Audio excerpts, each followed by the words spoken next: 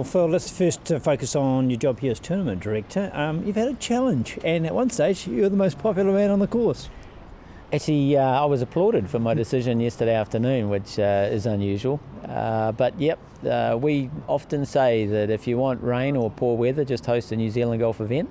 We're pretty good at bringing some challenging conditions, and that's what the players had yesterday. It was very, very difficult, cold and very strong wind, and then the rain came, and eventually the course was unplayable and we had to abandon the second round.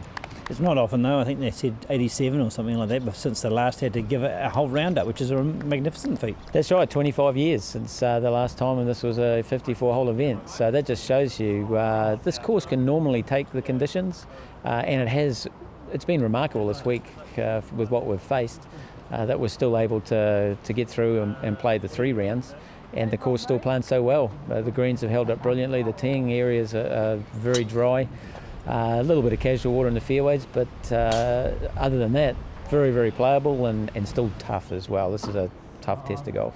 And the wind is a bonus in some regards. I know it's a challenge to play in, but it does help dry things out and get playing conditions up to speed. Yeah, exactly. Yeah, that's what the course did need. Again, it just added that real tough element for this field. Yeah, in the modern game, this course actually needs the wind for its defence. We've seen years here where the players are shooting 64, 65. They hit it so far these days, and therefore making lots of birdies. But we're going to see this week, even par's likely to be the best individual. So it just shows you how tough it did play. Now, you played in this tournament some time ago. Fond memories? Oh, yeah, we still talk about Invercargill with my mates, and it's a great event to come to. The history that they've put together now, going back to the late 70s when it became an amateur team stroke play event, and then into the 90s when New Zealand Golf actually gave it the official tag of the New Zealand Team Stroke Play Championship. And we've seen all of the best players in New Zealand here playing, and so it's always nice to visit. Like I say about the course is such a good test, and over time it's got a little bit easy for these guys, but not this week. Conditions have come back and bit in the middle. And just reflecting on your playing days, is the standard better? I know the guys, you say young guys hit the ball further, but are they better golfers today? Yeah, the game's changed a lot. In my day, we were amateurs working our 40-hour week and then trying to play a lot of golf over the weekends. Now they're very dedicated. There's lots of support. And it's not only the technology, it's the sports science and the coaching behind it. And all around the world, golf has just taken off. Traditional club membership is struggling a little, but for young talent, there is a huge number of talented players from all parts of the world now. How close were you to trying your hand as a professional, because you had such a successful amateur career? Yeah, I had an up and down amateur career, and I think every time I played well, I kind of followed it with a bit of poor form, and in my day very few did make that plunge of turning pro. I played amateur golf with Frank Nobilo, Greg Turner, Michael Campbell, Phil Tartarangi, and got to see them move on, and really enjoyed my amateur days and reflecting back and competing with them and following them. But I guess I wasn't quite good enough, I don't think, to make it in the paying game. But to be on this side, I'm very fortunate to be working in a sport that I love. We've got the numbers playing golf at this level, our quality, but are they good enough on a world standard to make the step up? Well, it's a big step up, and previously it hasn't been easy for them. They have their amateur careers through New Zealand Golf, and then they turn pro, and there's a lack of support for them at that level. We've addressed that at New Zealand Golf level. We have a rookie golf program, and we certainly keep in touch with our new professionals now. So when somebody like Vaughan McCall takes that next step, we don't sever the umbilical cord anymore. We're there to help them, and we know it's hard, and it's just getting harder. So we've got to step up and help them through that phase.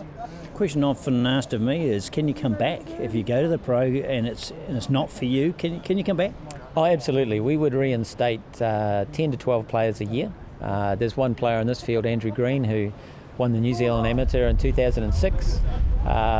Turned pro in around about 2010 after a very good amateur career, and just didn't quite get the breaks to get through. Never quite got past a tour school, and that's always the tough test. We've seen this week Ryan Fox has just missed by one stroke at second stage of Web.com tour, and he is an incredible player. Everybody that he competes with on that Australasian circuit, they know how good Foxy is, and we all know that he will get there eventually. But those qualifying schools where you've got that one opportunity, that 1 week out of 52 when you really got to light it up, we've had a lot of players have a difficulty at that stage, and therefore, like Andrew Green, come back into the amateur game, and that's the good thing. It's nice that he has come back. He's a qualified course superintendent, loves the game, and he'll keep playing, and he's here playing for Canterbury this week.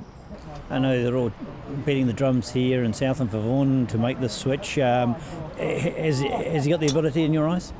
Look, he's put together some pretty solid performances, not only here at home, winning our amateur and New Zealand stroke play, but also in international events offshore. That's a big step, and hopefully he can get through those qualifying rounds, which are the important weeks. He's got his head screwed on. He works really hard. He's got a good support crew behind him, so we wish him all the best. It's not cheap either, too. You need good backing, don't you, for that first year in particular? That's another hurdle for our players. To do well, you've got to get out of the southern hemisphere. You've got to get up there and apply your trade in the UK or on those tough pay-to-play tours in the United States, and it takes money. And some have been really fortunate. There's been a little bit of support behind them. Lydia Coe was one, with the support that she had. Although she'd put together such an amazing amateur career that when she decided to sign on the dotted line and turn pro, there were management companies lined up to look after her. We should touch on Lydia because she is the poster person of New Zealand golf. Still yet to miss a cut as a professional. That's a pretty impressive start to the career. And they talk about her every week. Saw a stat yesterday, played 40 professional events now, finished in the top 10 20 times. Never missed a cut. It is a phenomenal record. Still so young. She's sitting there number 3 ranked in the world, and it won't be too far away. We'll see her as the world number 1. Just to go back to grassroots, you touched on the membership issue. I know I've talked to a couple of clubs recently, the Arkansas, and getting people to sign up for a year is getting harder. Definitely getting harder. And New Zealand Golf have had a new focus in recent years on the health of golf clubs. We've got a new community golf team working directly with that.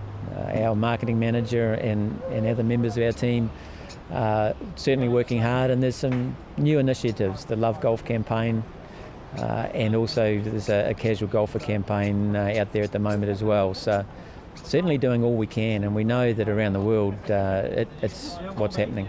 And here in New Zealand, I think we're doing as well as we can do. We're, like I say, we've addressed it and employed staff to work in that area. It's not that they're not playing, but from the message I'm getting is people are picking up the specials on the internet and playing all sorts of different courses, but that doesn't help actually you maintain courses. That's right. There's other options out there, and we're all time poor, so members are certainly considering that. But hopefully, we can turn it around a little. And one other difference perhaps between your era and this one is the average age here is still, 12? It's pretty young. You'd find here it might be 19 to 20 years old, I would think. And that's a trend that's been in play now for at least a decade. That's why some of the formats of our events have changed. My day we were amateurs who just wanted to keep playing, and with the way we'd play on the weekend is 2 rounds Saturday, 2 rounds Sunday, which is actually similar to the format here, which is unusual for these guys to play that these days. We try to replicate more of what it's like at the elite level, which is 1 round a day over 4 days, and that's what these guys are a little bit more used to. But this will do them good. They'll get them fit and testing.